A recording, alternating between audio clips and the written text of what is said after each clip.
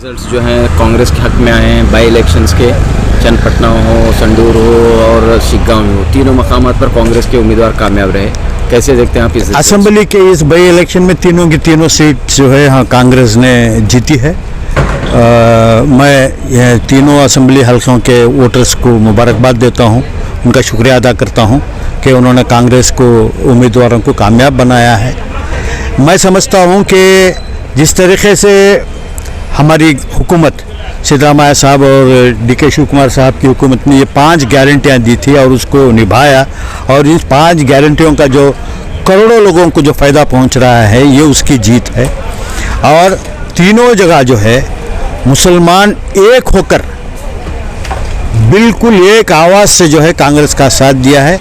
मुझे उम्मीद है कि कांग्रेस इसका ख्याल रखेगी और मुसलमानों के मुफाद के लिए काम करेगी। और हम देखते हैं कि चन्नपटना में खासतौर पर आप भी वहाँ पर गए थे, मुकाबला काफ़ी सख्त। जेडीएस ने मुस्लिम वोट हासिल करने की पूरी कोशिश की, तो जेडीएस को कहाँ? जेडीएस को इससे पहले जो है जब कुमारस्वामी वहाँ कंटेस्ट कर रहे थे तो वो बीजेपी के साथ नहीं थे।